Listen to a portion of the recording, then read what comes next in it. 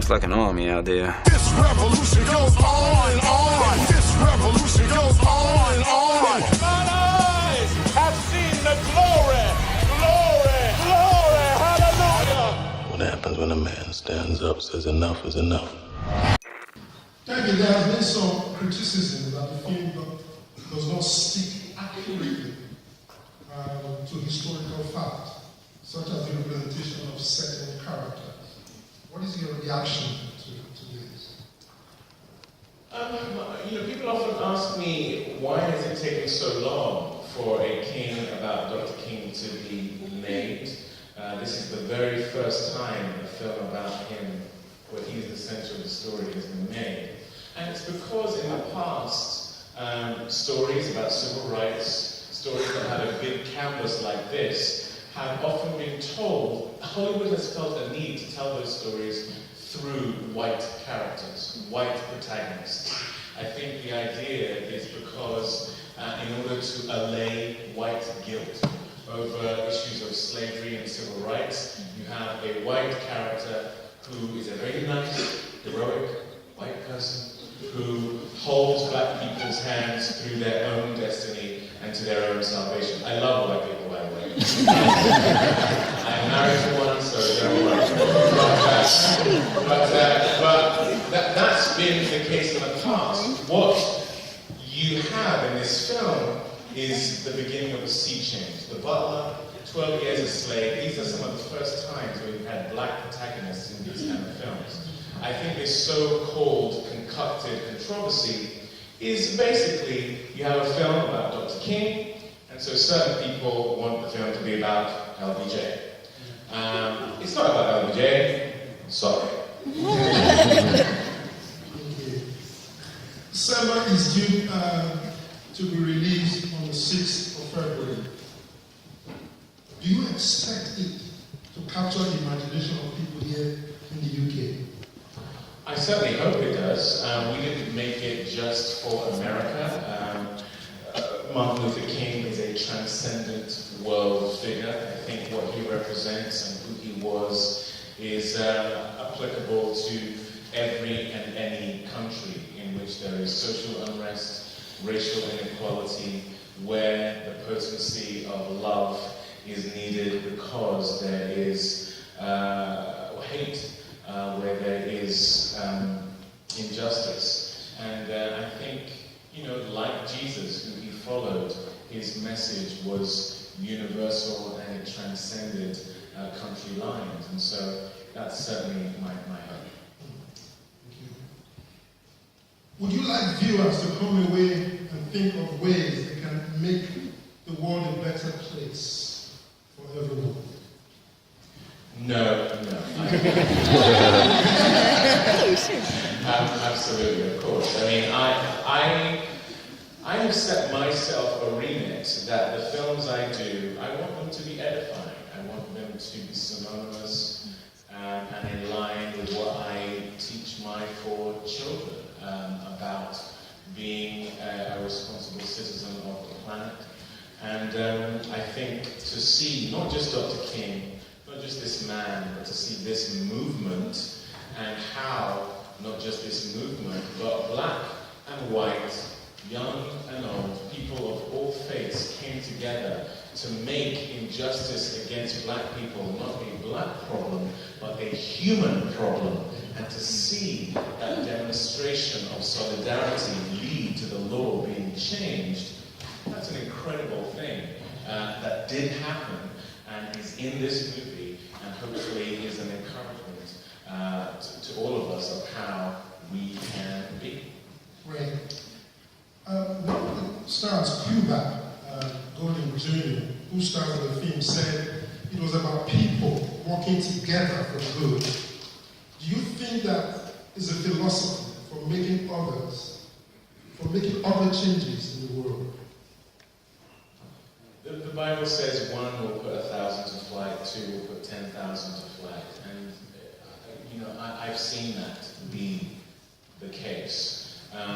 We can achieve so much more together than on our own, and so many of the issues, so many of the problems the world faces I think are perpetuated by apathy. They're perpetuated by us saying, well, that's not my problem, and so therefore I'm just going to turn a blind eye and let it happen.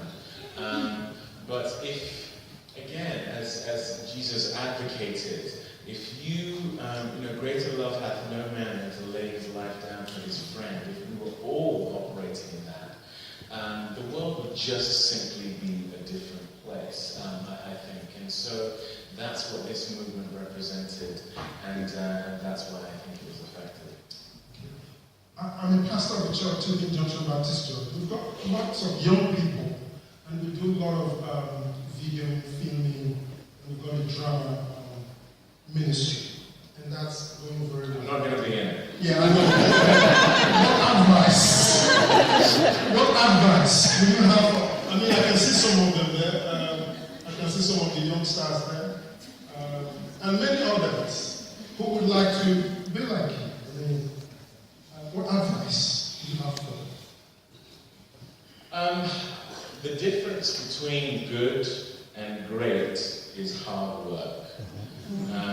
And what I do is a craft. It's I trained to do it. A lot of hard work goes into doing it. In the age of celebrity, it's very easy to think, well, I'm good looking and I was really good in that school play, so that's not going to cut it. It's just too competitive of a profession, and you will get found out. So, for anyone who's serious about being an actor, I would say, you're in Great Britain. I mean, it's one of the best countries in the world for training as an actor. The reason why I get to go to America and play Dr. King, as opposed to America doing that, is because of the training we have in this country. It's second to none. It means we go over there and we steal all the jobs. If a bomb went off in this church right now, man, that would be it. But anyway, I will talk about it later. But that's the difference. I think is hard work. Who's your favorite actor? Or who was and who is your favorite? My favorite actor is actually an actor I got to act opposite, and that's Daniel Day-Lewis. I was in a film Lincoln, and I'm in the first scene of that film. And you want to talk about the divinity of God. You want to talk about destiny. God told me I was going to play this role in 2007. And then I got this role in Lincoln, where I effectively played a pre-incarnate version of Dr. King. I stand before Lincoln and I say, in 1865, maybe one day we'll get the vote.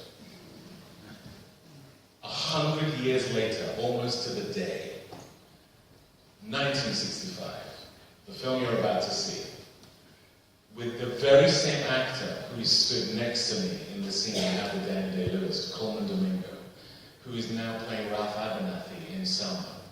We are sat in a prison cell together going, I don't know, maybe we don't get the vote. 100 years later, 19 presidents on. If that doesn't typify how much of a long struggle this was, simply by seeing the same two actors depicting that, I don't know what does. But when I watched him inhabiting Lincoln in that film, it gave me what I feel is the blueprint of how to play Dr. King. What's the best role and the worst role in film that you had to take on? The best role in a film and the worst role I've ever had in a film.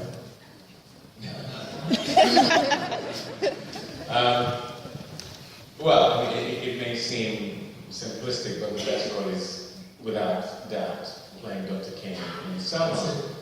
The worst role.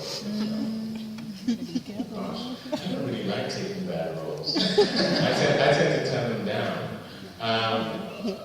But I tell you one of the worst experiences I've ever had. I remember auditioning for a director. This is for the young actors. Be prepared for some pretty painful experiences. I remember going in to audition for a director, and I worked on my scene, and I was doing my scene, and he went, stop, stop. This just isn't working, is it?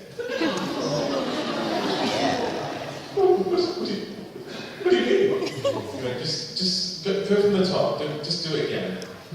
Started doing it again, stop. You're just not him, are you? And I'm a very determined person, so I was like, just give me one more go. I go into the scene again, stop! It's been really nice meeting you. But I get to play Dr. King.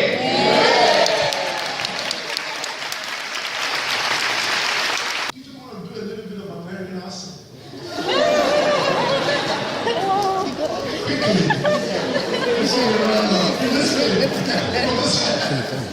You're about to watch 2 hours and 7 minutes. This guy. I thought you said you were culturally intelligent.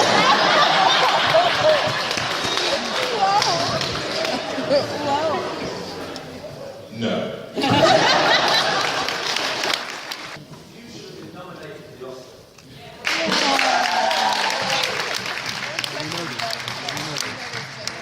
Thank you, Dad. Thank you.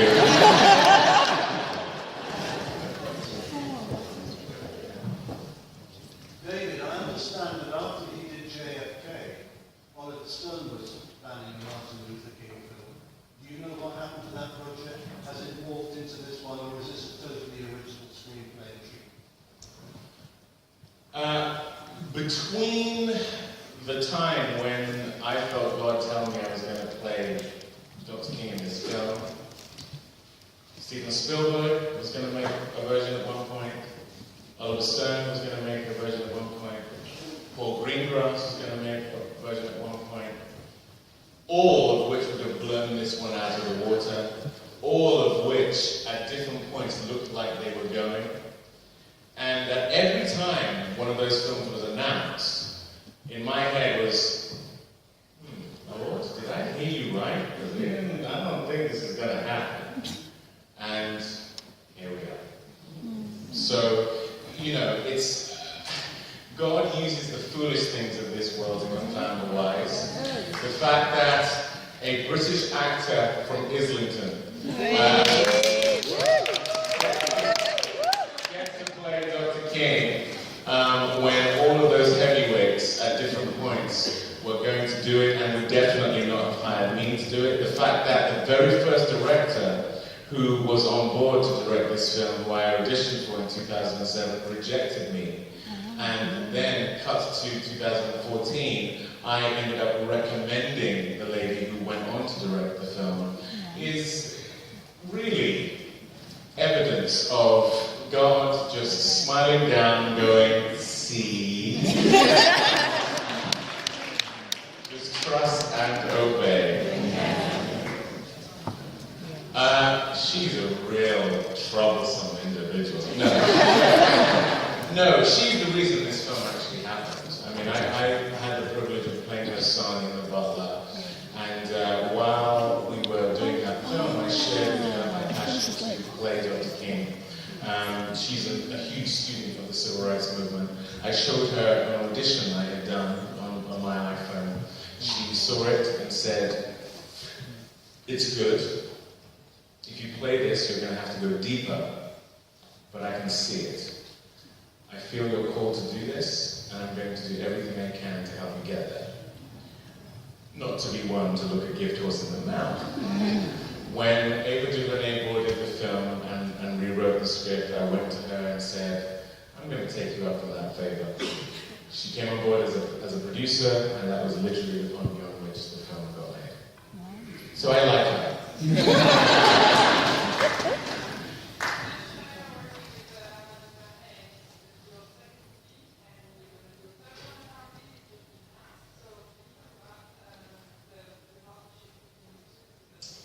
She's a truly brilliant director. I hope that's what you feel having watched the film.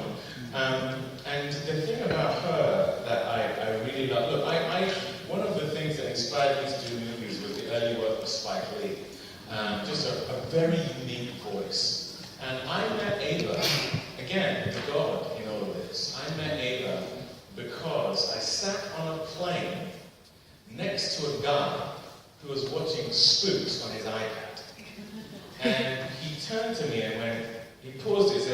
that's you. I'm watching on my iPad.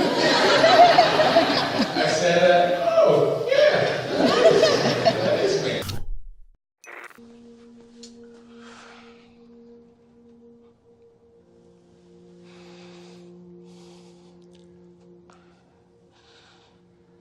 There are no words to soothe you, Mr. Lee. There are no words.